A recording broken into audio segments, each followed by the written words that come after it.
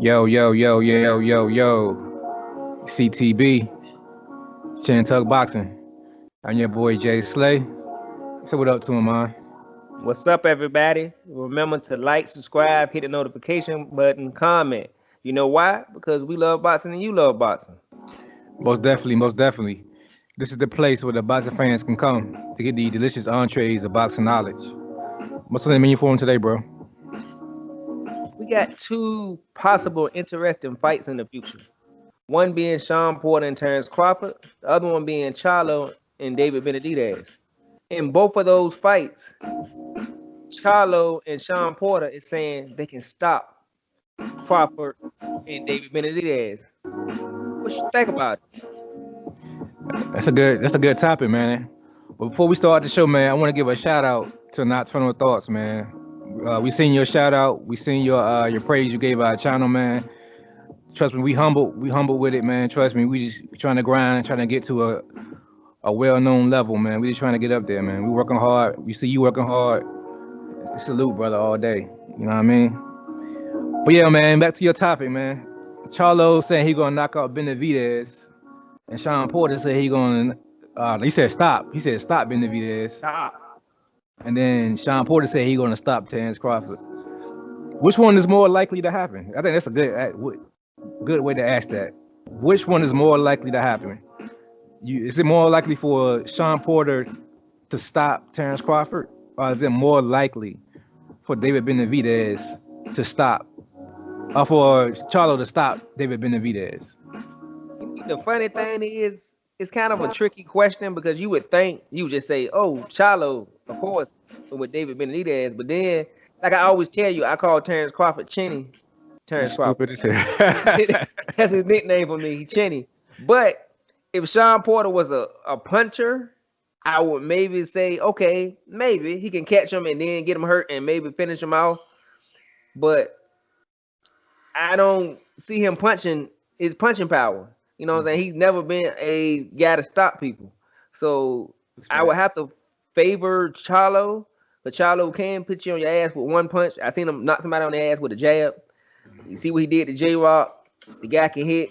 And like I said, my opinion, Dave, like he said in the interview, David Benavidez is there to be hit. He's easy to be hit. So he said in 5 or 6 rounds. I don't know about that, but if I had to favor one, it'd be Charlo.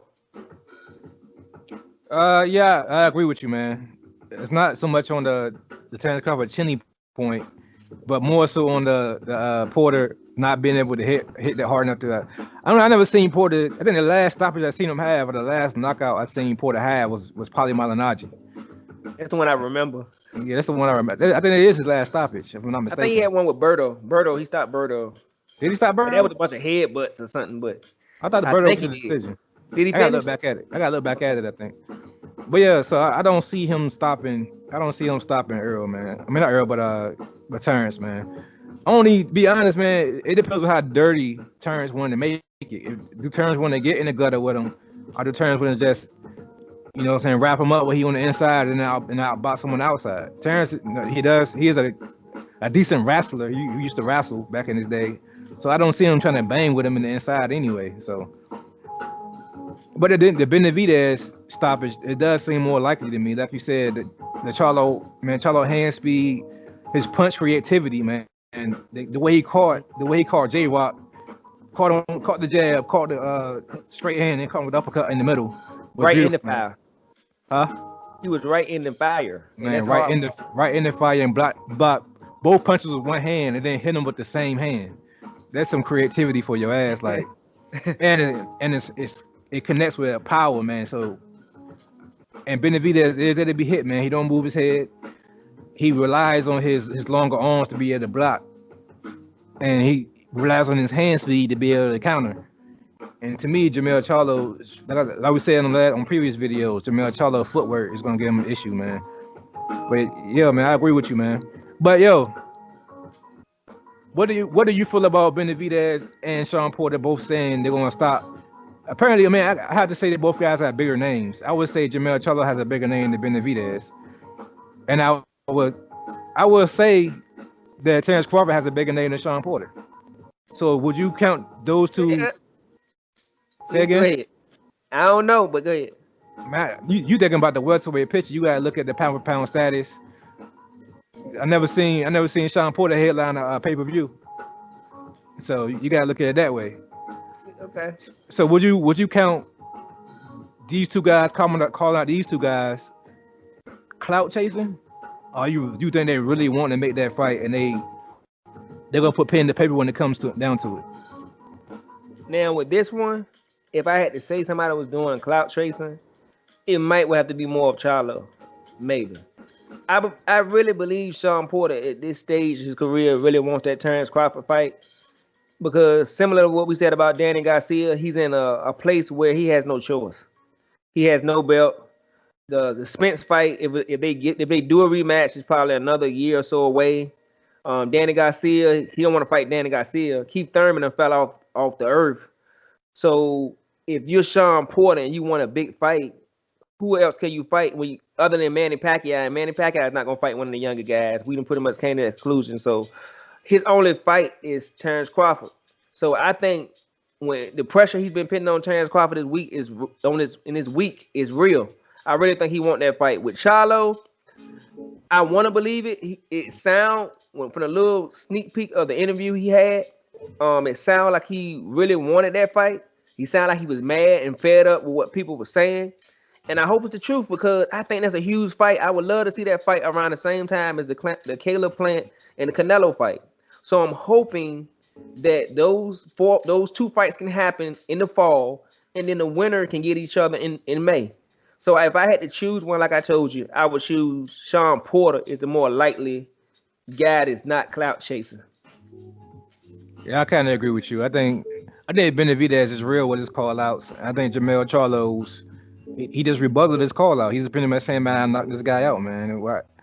This guy not really impressive." He kind of said what we said about our Benavidez fight breakdown last week, this past weekend. We kind of said the same thing he said. He comes straight forward with his head in the straight line. So I can't call that cloud chasing either. I think that's a fact. He's just speaking what he know. So is Benavidez. I think he's just chasing the next person up. Like he's pretty much trying to climb the ladder, which is what fighters supposed to do. So yeah, I won't be able to call none of these fighters. I won't be able to call either one of them a clout chaser, to be honest. I really do feel like both of these fights can happen, and both of these fights they might even happen. They're actually kind of likely to happen. Now you think about it. So I don't know. You have any questions, man? You want to add to this? Like, No, I think we covered it. Do you think he can stop Benavidez before the 6th?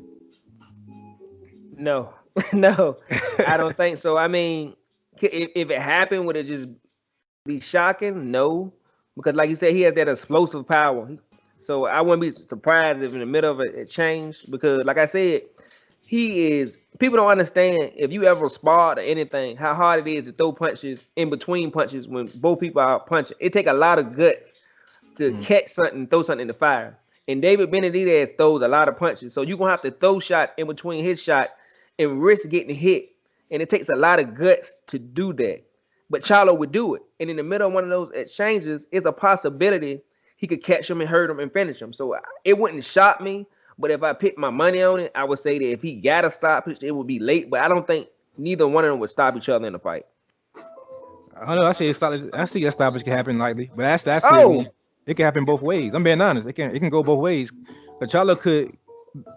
Let's be honest. Charlo get hit a lot too. Charlo get hit. They do get hit, but they both got pretty good chins from what I've seen. I haven't seen neither one of them like hurt that I can remember. Yeah, so, I never seen any one of them buckled before. But they opposition is not the best either. So I don't know. I would say Devenchenko was a pretty decent engaging fight. Yeah. That was a step up.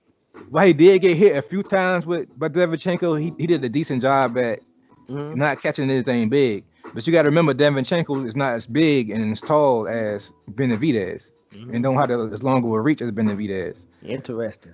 So I think the last person I seen Charlo fight that was close to his size was either J-Rock or what's that other tall guy he knocked out in the first round? The Spanish kid. I can't think of his name right now. Come on, guy that was fighting on one leg.